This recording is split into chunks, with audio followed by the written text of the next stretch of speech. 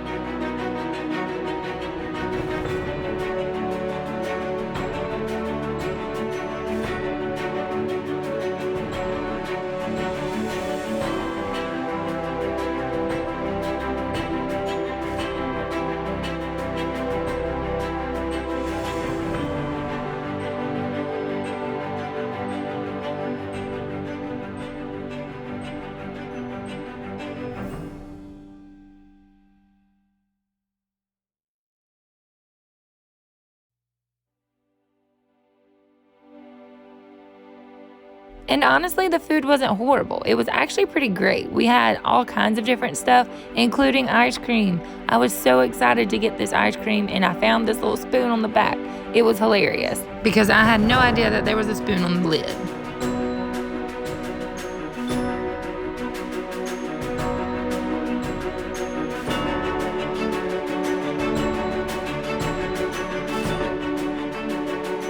"18 and a half hours later, we made it. I am so glad to be off this plane and stretch our legs. Narita was absolutely crazy. It wasn't as busy as we were expecting, but it was pretty hectic. There was so much stuff going on, so we hopped on the subway and headed to our first hotel.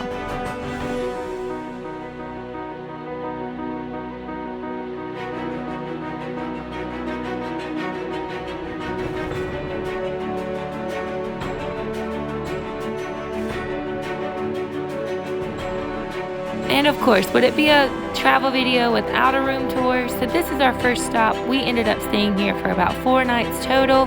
This is in the Ginza shopping district at one of the Appa hotels. The hotel itself was about 131 square foot, including the bathroom, so it was pretty small, but it had the job done. We ended up staying, enjoying it, and the bed wasn't actually as uncomfortable as we were expecting it to be. Of course, we did get our first bidet trip and our bidet experience, and it honestly wasn't as dramatic as I was anticipating. Now, these pillows, on the other hand, that's a different story. They were tiny. We had to get some more from downstairs, but we had no problem talking with the front desk. So it had a mini fridge, some robes, just some complimentary stuff, some information. So we ended up calling it a night because we got in pretty late. And for day 2, we started off, of course, with breakfast from downstairs in the hotel. Had just all kinds of different stuff, including salads for breakfast, which is pretty cool for us. We ended up going out and doing a little bit of sightseeing and just exploring. We didn't really have much on the itinerary for the day or planned out, so we did just some walking. And we ended up walking onto this mall. They had an art gallery inside of the mall. It was massive. It was so big. And they ended up actually even having a rooftop garden that we were able to walk out on and just see the cityscape. It was so pretty and nice.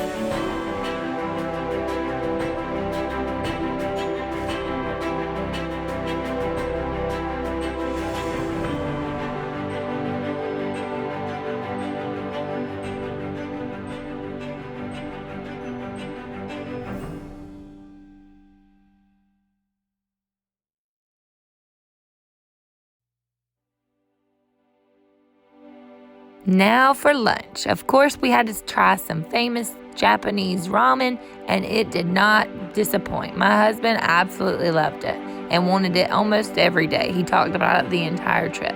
After we got done with lunch, we headed over to the Pokemon Center that was really close. We were going to try and go to the Pokemon Cafe, but of course, they had to have reservations, and they were like 3 and 4 months ahead of time. So we didn't get to do that, but we did get to see some Pokemon, explore some, do a little bit of shopping, and just hang out for the rest of the day.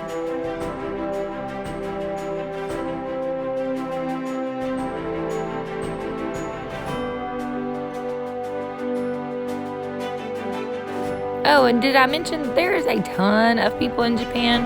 But honestly, it was so constantly moving, you didn't really notice it as much as I was expecting.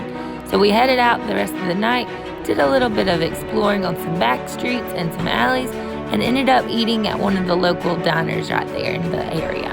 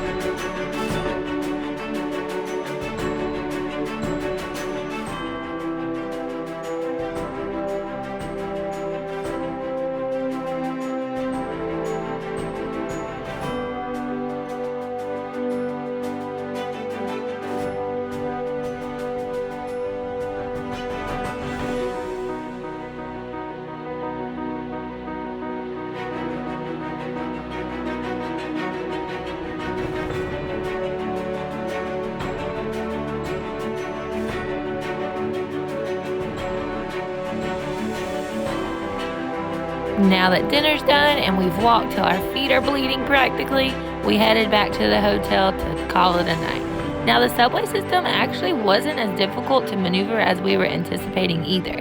Now we did use Google Maps a lot, but it was pretty easy and all the signs were in English as well. So we ended up grabbing a quick little dessert from the 7-Eleven and headed off to bed.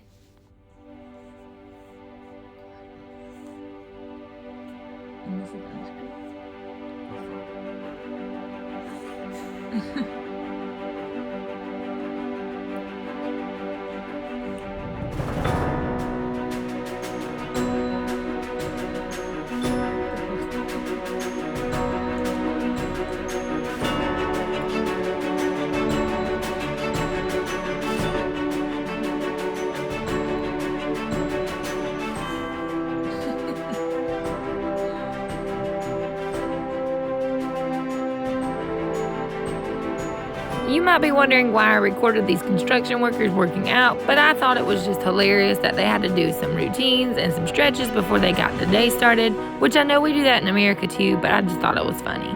So we headed off to breakfast. Now this day we ended up going to Krispy Kreme and it was excellent. We headed off and headed out for the rest of the day.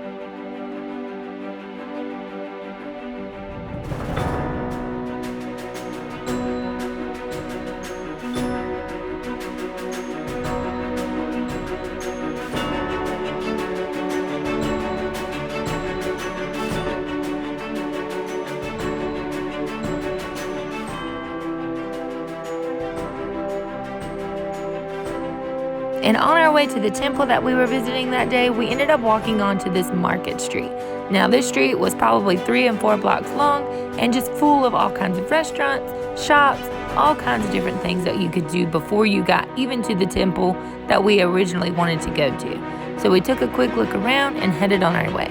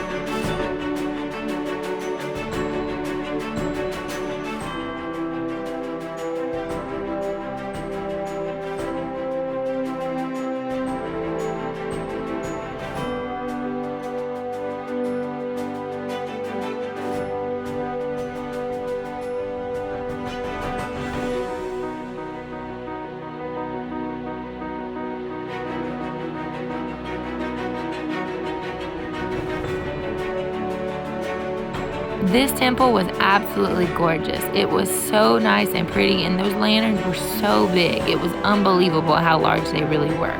So once we walked through the actual gate area, we started with a little quick fortune that we grabbed. So what you do is you put in 100 yen, which is considered about $1 US. You shake this little metal container that has these wood dials in it. You match your kanji on the end of the stick with the corresponding little box. You read your fortune, and if you get a bad fortune, you leave it behind. Now, we all actually got good fortunes. Me and the other Alex ended up getting the best fortunes, but Bo, of course, has to be that one. He got the only bad fortune. So he left that behind and tied that on the rope.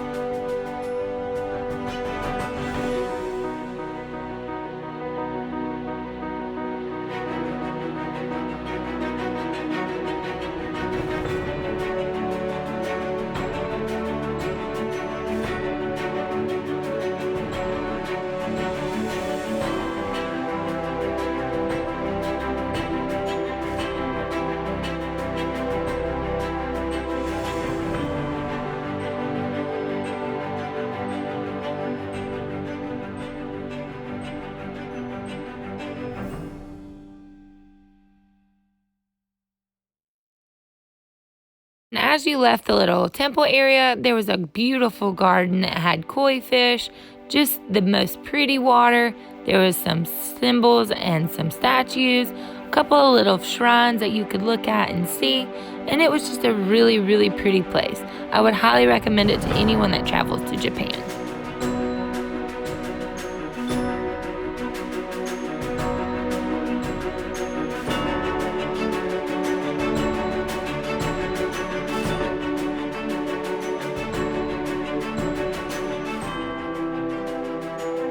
We actually ended up going back to the little market street because there was this fun little fish game that you could do just sitting out in the middle of nowhere. So what you do is you get 3 little paper thin nets and you have to try and catch these little goldfish and put them in your little box before they break. And if you catch so many, I believe you got like a little reward, but of course we didn't catch enough and we just had to release the fish. But it was so funny because it's just out in the middle of this little market street. And there was people everywhere just staring, and we had a good time trying it.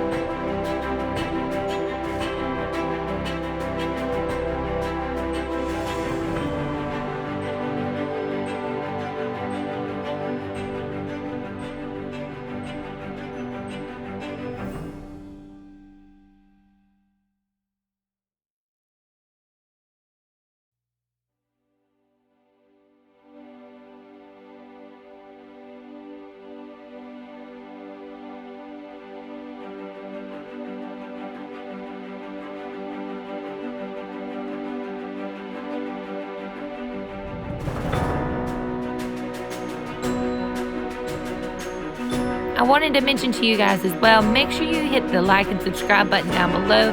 Turn on that little bell notification. That way you guys can be reminded and notified when the part 2 video comes out. I don't want you guys to miss that. That way you can see what we do more in the Kyoto, Osaka area.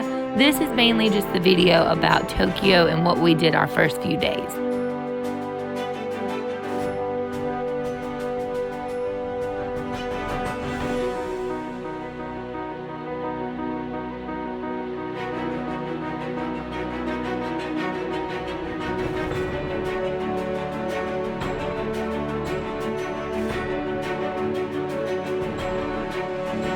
And for the last thing we did on this day was the Sky Tower. Now, it is kind of pricey. I believe it was like $30 or $40 a person, which to us that seemed kind of expensive just to sightsee, but it was absolutely humongous. Oh my gosh, I'm terrified of heights and I'm amazed that I was able to do it.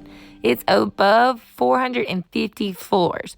So we were up so high, and as we were up there, you can just look out and see all of the area around you.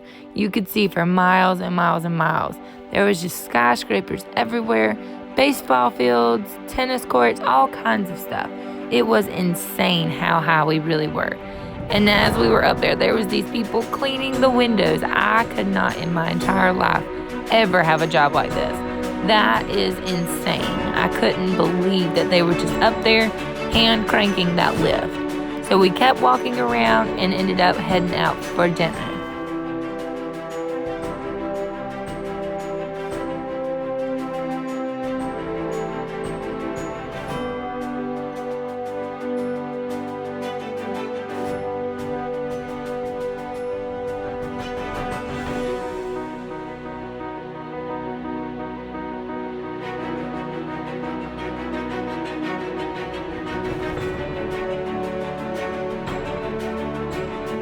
On our way to dinner, we ended up going to the gaming area, which is the Akihabara area. It was crazy. There was lights, billboards, just advertisements everywhere. There was so many vending machines and pachinko places and slot machines. It was insane. I've never seen that many gaming everything everywhere. Now, these people are serious about their gaming. They were in there going crazy. Some of these people were standing there just smacking those things. These video games, it was insane to watch them play these games.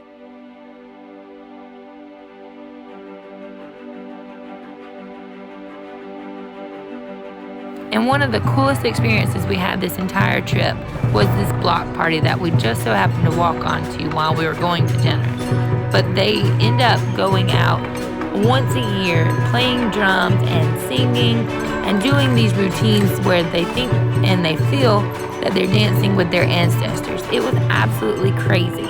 We ended up actually being able to dance with them. A woman had invited us out, so we danced with them for the remainder of the night, and it had a good time.